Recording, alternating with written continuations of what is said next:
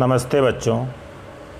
YouTube online education में class 10th में आपका एक नया चैप्टर स्टार्ट कर रहे हैं, सांख्यिकी है। इसमें देखिए हम लोग क्लास 8th में जो पढ़ के आए हैं, एक तरीके से देखा जाए हम लोग जो सांख्यिकी पढ़ के आए हैं वही सांख्यिकी हमें यहाँ पे पढ़नी है। इसमें हम लोगों ने केंद्रीय प्रवृत्ति की मापें पढ़ी थी। आपको थोड़ा समझाते हैं। सांख्यिकी के अंतर्गत हम लोगों ने केंद्रीय प्रवृत्ति की मापें पढ़ी थी। केंद्रीय प्रवृत्ति की मापें क्लास 8th में हम लोगों ने केंद्रीय प्रवृत्ति की मापें पढ़ी थी, जो कि 3 प्रकार से थी आपकी। माध्य, या इसको हम समांतर माध्य भी कहते थे, या इसको हम औसत कहते थे, एवरेज। तो माध्य के बाद दूसरा होता है माध्यिका, मीडियन, और तीसरा था आपका बहुलक, मतलब मोड है। तो हमने 3 प्रकार से केंद्रीय प्रवृत्ति की मापें पढ़ी हैं। माध्य, माध्यिका और बहुलक। मीन, मीडियन और मोड सभी को हम एम से व्यक्त करते थे हैं। इसको भी एम कहते थे, औसत को। माध्यिका को भी एम कहते थे और बहुलक को भी एम कहते थे, क्योंकि बहुलक को मोड की कहा जाता है, मोड है। और माध्यिका को मीडियन कहा जाता है, और औसत को इसको मीन कहते हैं, एवरेज कहते हैं।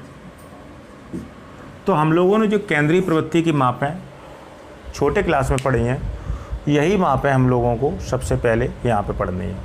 यहाँ पर भी सबसे पहले हम लोग माध्य या समांतर माध्य या औसत के बारे में जानकारी देंगे। माध्य और भी होते हैं, आपके गुणोत्तर माध्य होते हैं, हरात्मक माध्य होते हैं, लेकिन हम लोगों के जो सिलेबस में है वो केवल आपका समांतर माध्य या औसत या माध्य, इसको हम लोग एवरेज कहते हैं। अगली बात हम ये भी बताना चाहेंगे, इन तीनों में हम लोग वर्गीकृत आंकड़े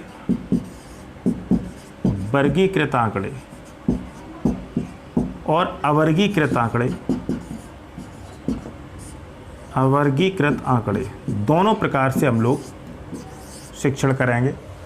वर्गीकृत आंकड़े एक वर्ग के रूप में जो आंकड़े होते हैं उनको व्यवस्थित किया जाता है। छोटे क्लास में ये भी आपको पढ़ाया जाता है कि एक वर्ग के रूप में हम लोग आंकड़ों को व्यवस्थित कर देते हैं। जैसे आपका वर्ग बनाना चाहें वर्गीकृत आंकड़ों के लिए, तो आप बना सकते हैं 0 से 10, 10 से 20, 20 से 30, 30 से 40। कहने का मतलब जो भी नंबर्स दिए जाएंगे उनको एक वर्ग के रूप में हम लोग नियुक्त कर लेंगे। 0 से 10 का मतलब है यहाँ पे 10 तक, 0 से 9 तक के व्यक्ति सम्मिलित हैं। फिर 10 से 20 में मतलब है 10 से 19 तक के व्यक्ति सम्मिलित हैं। इस तरीके से एक वर्ग का रूप बना देते हैं, इनको कहते हैं वर्गीकृत आंकड़े। अवर्गीकृत जो आंकड़े होते हैं, ठीक है, ये एक तरीके से सरल आंकड़े होते हैं, इनमें कोई वर्ग नहीं होता है, आपसे जो है सरलतम रूप में आंकड़े दिए जाते हैं। तो हम सभी को वर्गीकृत आंकड़े और अवर्गीकृत आंकड़े दोनों के रूप में जो है पढ़ने का प्रयास करेंगे। हमें पढ़ने तीनों हैं, माध्य, माध्यिका और बहुलक। इसके साथ साथ हम लोग तोरण वक्र पढ़ेंगे। चौथे नंबर पर तोरण वक्र या संचयी बारंबारता वक्र पढ़ेंगे हैं। ये 2 प्रकार से पढ़ेंगे हम लोग, से निम्न प्रकार के या से कम प्रकार के तोरण वक्र पढ़ेंगे, और से अधिक प्रकार के तोरण वक्र पढ़ेंगे। तो कहने का मतलब ये हुआ कि हम लोग तोरण वक्र या संचयी बारंबारता वक्र भी साथ साथ पढ़ेंगे। ये 2 प्रकार से पढ़ेंगे, से कम प्रकार के तोरण वक्र और से अधिक प्रकार के तोरण वक्र। तो हम लोगों को इस चैप्टर में ये सब पढ़ना है। ये जब तीनों पढ़ेंगे, माध्य, माध्यिका और बहुलक, मीन, मीडियन और मोड पढ़ेंगे, तो इनको हम दोनों रूपों में पढ़ेंगे। वर्गीकृत आंकड़े और अवर्गीकृत आंकड़े दोनों प्रकार के आंकड़ों के लिए हम लोग जो है ये शैक्षिक कार्य प्रारंभ करेंगे। तो सबसे पहले हम लोग माध्य या समांतर माध्य या औसत, जिसको हम एवरेज कहते हैं, इसको हम एक्स बार से नियुक्त भी करते हैं, एक्स बार कहते हैं। इसको हम लोग समांतर माध्य के नाम से जानते हैं। तो इसको हम लोगों को पढ़ना है। तो इसको जो है हम लोग पढ़ेंगे। आप लोग ये सिलेबस के रूप में नोट कर लें। आगे बच्चों सबसे पहले हम लोग समांतर माध्य या इसको माध्य भी कहते हैं या औसत कहते हैं, इसको मीन और एवरेज के नाम से जानते हैं। इसका प्रदर्शन एक्स बार या कैपिटल ए या एम से करते हैं। आगे हम और भी माध्य पढ़ेंगे, जैसे गुणोत्तर माध्य है, हरात्मक माध्य है, ये सब अपर क्लास के हैं। आपके 10th क्लास का स्टैंडर्ड केवल समांतर माध्य तक है। आगे जब हम लोगों को क्लास पढ़ेंगे तो गुणोत्तर माध्य, हरात्मक माध्य भी पढ़ने का प्रयास करेंगे। तो इसमें देखिए समांतर माध्य निकालने का तरीका हमने पहले आपको बताया है। अवर्गीकृत आंकड़े, ये एक समान रूप से आंकड़े दिए जाते हैं। जैसे मान लीजिए आपको आंकड़े दिए गए हैं x1, x2, x3, xn। ये आपके सामान्य रूप से आंकड़े दिए गए हैं। इनको हम अवर्गीकृत आंकड़े भी कहेंगे या सामान्य आंकड़े कहेंगे, क्योंकि इनका कोई वर्ग नहीं है। ये सामान्य तरीके से एक तरीके से आपको आंकड़े दिए गए हैं। तो इनका जब माध्य निकालेंगे तो माध्य निकालने के लिए हम लोगों को क्या करना पड़ेगा, अवर्गीकृत आंकड़े सामान्य आंकड़े हेतु समांतर माध्य निकाल रहे हैं। समांतर माध्य या हम लोग माध्य के कह सकते हैं या इसको हम औसत कह सकते हैं। जनरली हम लोग x बार से या m से इसे व्यक्त करेंगे। तो इसका एक जनरल फार्मूला लगेगा कि सिग्मा x अपॉन n, अर्थात सिग्मा x का मतलब है, सिग्मा का मतलब है जोड़। इन सभी का जोड़ करके हम लोग जितने भी अवयव दिए जाएंगे अपॉन जितने भी नंबर हैं आपके वो टोटल नीचे नंबर लिखे जाएंगे। अथवा करके हम ये सूत्र हिंदी में लिख सकते हैं कि पदों का योग बटे पदों की संख्या, दिए गए पदों का योग बटे दिए गए पदों की संख्या। तो ये आपका समांतर माध्य या औसत निकालने का फॉर्मूला रहेगा, सिग्मा x बटे n। इसके बाद हम लोग सारणीबद्ध आंकड़े पढ़ेंगे। एक सारणी के रूप आंकड़े दिए जाएंगे आपको सारणी के रूप में। तो सारणीबद्ध रूप आंकड़े जो दिए जाएंगे उसके लिए हम लोग अलग से फॉर्मूला नियुक्त करेंगे। इसमें अवर्गीकृत आंकड़े में आपका जो है यही फॉर्मूला लगना है। इनको सामान्य आंकड़े कहते हैं। इसमें सामान्य रूप से आंकड़े जो दिए जाते हैं उनको हम क्या करते हैं, उनका माध्य, औसत या समांतर माध्य निकालने के लिए x बार या m या कैपिटल A निकालने के लिए सिग्मा x बटे n जनरली फार्मूला है। तो इसको सिग्मा का मतलब होता है जोड़, सभी का जोड़ करके ऐड करके और जितने भी नंबर दिए गए 1 2 3 4 जितने भी दिए गए उसका डिवाइड कर देंगे तो हमारा जनरली औसत आ जाएगा, एवरेज आ जाएगा। इसको हम लोग पदों का योग बटे पदों की संख्या के रूप में जानते हैं, जो कि आपने छोटे क्लास में हिंदी के रूप में फॉर्मूला पढ़ा होगा। इसको आप नोट करें। आगे देखिए बच्चों, हम लोगों को जो है सारणीबद्ध आंकड़े दिए जाएंगे जिसमें x और f के रूप में आंकड़े दिए जाएंगे, यानी कि पद और बारंबारता दी जाएगी आपको, पद और बारंबारता। तो जब ये पद और बारंबारता दी जाएगी यानी x के मान दिए जाएंगे, इनके संगत f के मान दिए जाएंगे। तो हम लोग सबसे पहले तीसरी टेबल बनाएंगे, इसमें f इंटू x ज्ञात करने का प्रयास करेंगे। तो यहाँ पे जब हम ज्ञात कर लेंगे एक तरीके से, सारणी क्लोज भी कर देंगे टेबल। तो यहाँ पे जब हम f इंटू एक्स ज्ञात कर लेंगे सारणीबद्ध आंकड़ों के लिए, तो यहाँ पे दो लोगों का सिग्मा निकालेंगे। एक तो निकालेंगे सिग्मा fx के जो f इंटू एक्स किया है इसका जोड़ करेंगे पूरे का, और एक करेंगे सिग्मा f का जोड़। तो ये जो भी आए आपके क्वेश्चन के अनुसार। तो सारणीबद्ध आंकड़ों के लिए तब आप समांतर माध्य निकालेंगे आप, तब समांतर माध्य या माध्य, इसको भी हम x बार या m के नाम से जानेंगे। इसका फॉर्मूला लगेगा sigma fx upon sigma f तो ये आपका सारणीबद्ध आंकड़ों के लिए एक तरीके से फॉर्मूला है जिसमें x और f के रूप में आंकड़े दिए जाएंगे। तो इसको जब सॉल्व करेंगे तो हम लोग क्या करेंगे, x और f का मल्टीप्लाई करेंगे, जो भी आपका मल्टीप्लाई रहेगा इन लोगों का मल्टीप्लाई कर लेंगे।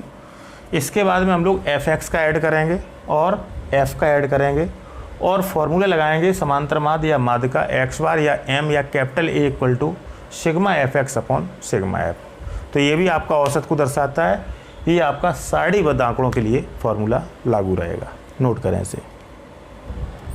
इसी फॉर्मूले में बच्चों को ये भी हो सकता है कि पद के स्थान पे आपको वर्ग अंतराल दे रहे हो। बहुत ध्यान समझना, आपको वर्ग अंतराल दिए जाएंगे, वर्ग अंतराल हैं।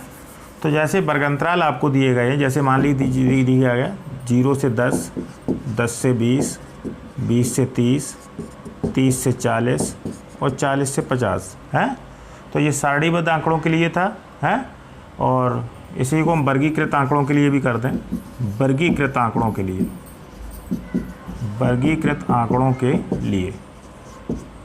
तो देखिए इसमें वर्ग अंतराल दिया जाएगा, तो वर्ग अंतराल से सबसे पहले तो आप x क्लियर करेंगे हैं, x क्लियर करेंगे, यानी कि यहाँ पे सबसे पहले वर्ग अंतराल से आप लोग पद x का मान निकालेंगे, चर x का मान निकालेंगे। तो x का मान निकालने का तरीका होता है दोनों को ऐड करके 2 का भाग दे देते हैं, यानी कि 0 + 10/2, 10/2 तो आपका ये 5 रहेगा। इसी तरीके से और भी हम लोग ये निकाल के और जो है इससे भी यानी कि वर्ग अंतराल का मध्यमान निकाल लेते हैं एक तरीके से, दोनों पद जोड़ के 2 का भाग दे दिया हमने, तो पद प्राप्त हो गए आपको, बारंबारता दी जाएगी। फिर हम लोग x × f × x करेंगे हैं, प्रक्रिया यही रहेगी आपकी और फॉर्मूला यही लगना है, ठीक है। तो ये आपका सारणीबद्ध आंकड़ों के लिए हमने पढ़ाया था, और यही आपका वर्गीकृत आंकड़ों के लिए भी मान्य है। अगर वर्गीकृत आंकड़े दिए जाते हैं, सपोज दैट एक वर्ग के रूप में दिए गए आंकड़े, तो उनसे पहले पद हम लोग क्लियर करेंगे हैं। पद क्लियर करने का तरीका है दोनों को ऐड करके। ये वर्गीकृत आंकड़े जो होते हैं यहाँ पे, ये होती है उच्च सीमा, जो बाद में ये दी जाती है, ये उच्च सीमा होती है, और छोटी वाली सीमा होती है निम्न सीमा। तो हम लोग क्या करेंगे, पद निकालने का तरीका क्या रहेगा, वैसे हमने आपको बता दिया है।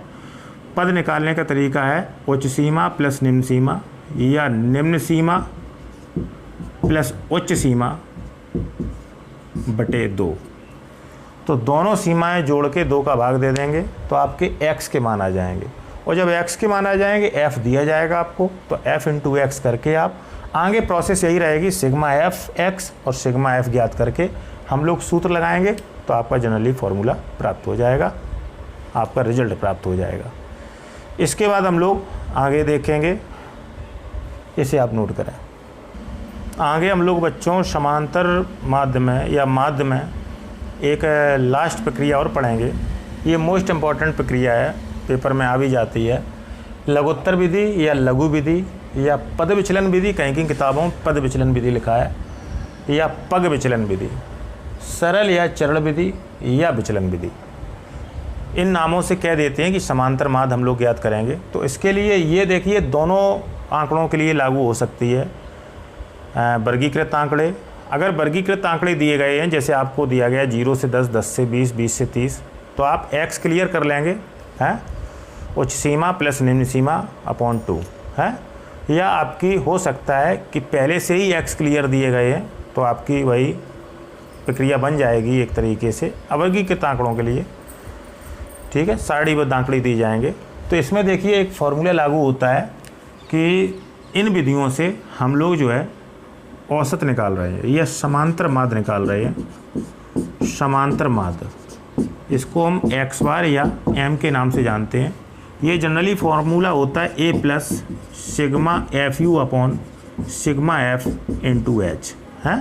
तो इस फॉर्मूले से हम लोग जो है समांतर माध्य ज्ञात कर लेते हैं। यहाँ पे जो u आप अप्लाई करेंगे, तो जहाँ u equal to x minus a upon h formula लागू होता है। तो ये एक आपकी किताब से ही हमने फार्मूला नोट किया है, लेकिन थोड़ा सा हटके किया है, हाँ, a plus sigma F you upon sigma F into H. तो यहाँ पे हम लोग जहाँ तक u बराबर x माइनस ए बटे एच अप्लाई करेंगे आप, हैं, x और a और h ये सभी आपको वहाँ पे निकालने पड़ेंगे टेबल में। तो इसको हम लोग टेबल के क्या पहले से नोट कर लेंगे, और जब इसका हम लोगों को यूज करना होगा तब हम इसका जो है सही से फॉर्मूला देख के काम करेंगे। तो ये कुछ प्रक्रियाएं हैं जिससे हम लोग समांतर माध्य ज्ञात करने का प्रयास करेंगे। इसके बाद जब हम लोग माध्यिका स्टार्ट करेंगे तो माध्यिका के फॉर्मूला लिखेंगे। बहुलक स्टार्ट करेंगे तब बहुलक के फॉर्मूले लिखेंगे। अभी फ़िलहाल हमें इन फार्मूलों की आवश्यकता है, तो इन फार्मूलों को आप नोट कर लें। साथ साथ हम लोग एक्सरसाइज स्टार्ट करेंगे। धन्यवाद। नोट करें इसे। आगे हम लोग बच्चों प्रश्नावली स्टार्ट करेंगे, एक्सरसाइज स्टार्ट करेंगे। एक्सरसाइज आपकी 14A है। इसमें पहला क्वेश्चन देखिए, कह रहे हैं कि किसी कक्षा में 120 दिनों की अवधि में अनुपस्थित विद्यार्थियों की संख्या निम्नलिखित सारणी में दी गई है। प्रतिदिन अनुपस्थित विद्यार्थियों की औसत संख्या ज्ञात कीजिए। औसत इसमें भी निकालना है हम लोगों को। तो देखिए, इसमें दिनों की संख्या दे रहे हैं और अनुपस्थित विद्यार्थियों की संख्या दे रहे हैं, और हमें अनुपस्थित विद्यार्थियों की संख्या का औसत निकालना है। तो जो विद्यार्थियों की संख्या दी गई है, एक तरीके से इस संख्या को हम लोग मान लेंगे बारंबारता, जिसको हम F के नाम से जानते हैं। और दिनों की संख्या जो दी गई है, इसको हम पद X के रूप में जानेंगे, हैं। तो देखिए, ये सारणीबद्ध आंकड़े दिए गए हैं। तो अभी हमने बताया भी था कि सारणीबद्ध आंकड़े जब दिए जाते हैं तो हम लोग डायरेक्ट क्या करेंगे, मल्टीप्लाई करेंगे और आगे जो है एक टेबल नई तैयार करेंगे। तो आगे हम लोग नई टेबल बनाएंगे, हैं, तो जिसमें F इंटू एक्स को दर्शाया जाएगा। अभी हमने बताया भी था आपको कि X और F के रूप में आंकड़े दी जाएंगे, पद और बारंबारता के रूप में आंकड़े दी जाएंगे। तो फिर हम पद और बारंबारता का मल्टीप्लाई करेंगे, टेबल क्लोज करेंगे, इसमें F इंटू एक्स का सिग्मा करेंगे, सिग्मा F करेंगे, तब आपका आंसर आएगा।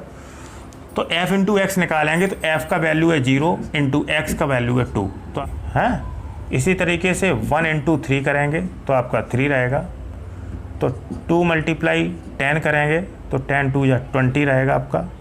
इसमें आप 3 मल्टीप्लाई 52 करेंगे, 3 2 या 6 और 3 5 या 15, 156 रहेगा।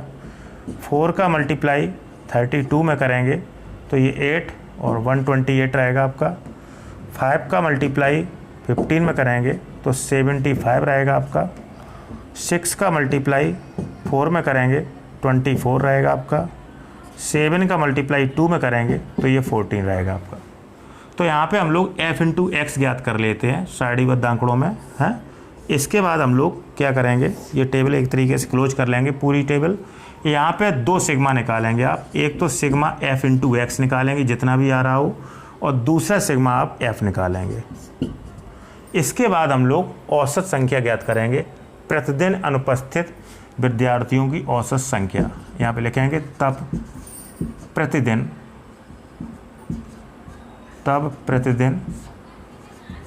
अनुपस्थित विद्यार्थियों की औसत संख्या। औसत निकालना है तो इसको हम x बार या m कह सकते हैं। फॉर्मूला आपका वही लिखना है, sigma F x upon sigma f.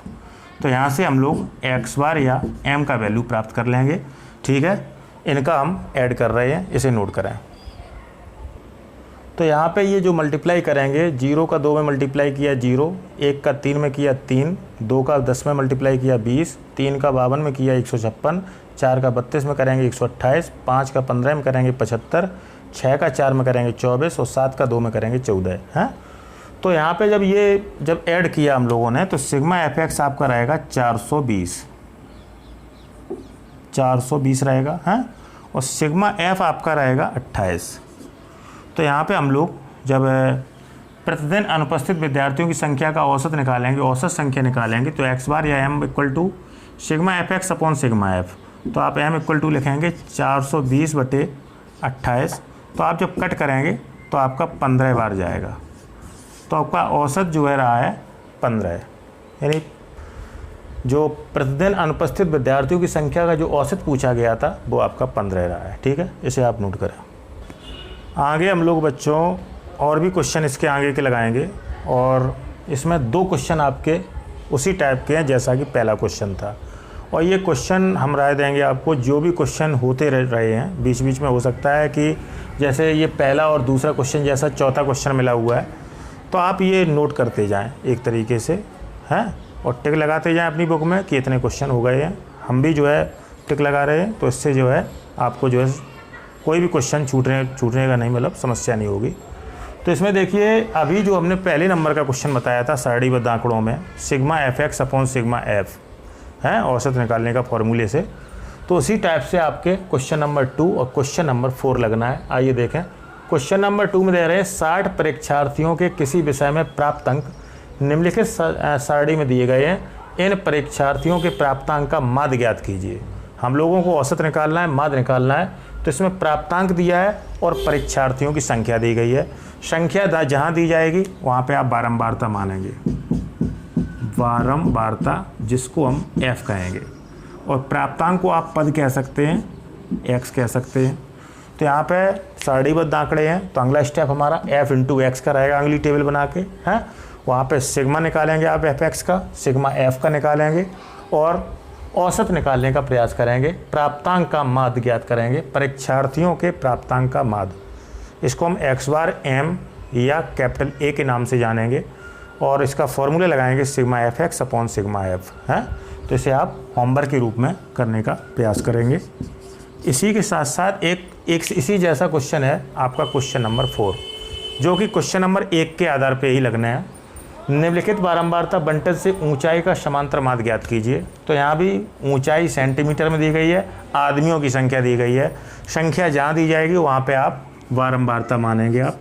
तो ये बारंबारता दी गई है, बारंबारता जिसको हम f कहते हैं, ऊंचाई सेंटीमीटर में दी गई है, इसको हम पद कहेंगे, इसको हम x के नाम से जानेंगे। तो टेबल इसी तरीके से बनाएंगे आप। ऊंचाई दे रहे हैं 150 centimetre, 160 centimetre, 158 centimetre, 155 centimetre, 164 centimetre और 168 सेंटीमीटर। क्रम से आपको आदमियों की संख्या दी गई है जो इस ऊंचाई के अंतर्गत आ रहे हैं, 10, 14, 8, 15, 7 और 16।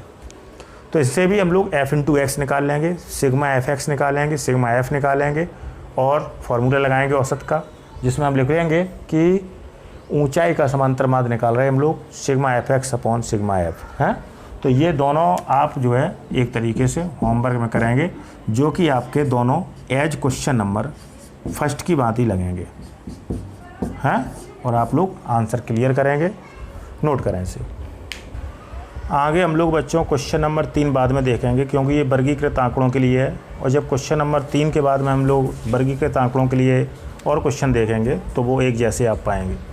फ़िलहाल हम लोग एक क्वेश्चन देखना चाह रहे हैं, क्वेश्चन नंबर 5 है, और क्वेश्चन नंबर 5 के बाद में आपको एक क्वेश्चन करना भी है इसी जैसा, क्वेश्चन नंबर 6। तो क्वेश्चन नंबर 5 में क्या कह रहे हैं, देखिए ध्यान से, अज्ञात चर a का मान ज्ञात कीजिए। आपको a दिया गया है क्वेश्चन में, देखिए ये है a का मान ज्ञात कीजिए, जबकि निम्नलिखित बंटन का माध्य 31.87 है, आपको माध्य भी दे रहे हैं। तो यहाँ पे x और f यानी कि चर और बारंबारता दे रहे हैं, 12, 20, 27, 33, a और 54।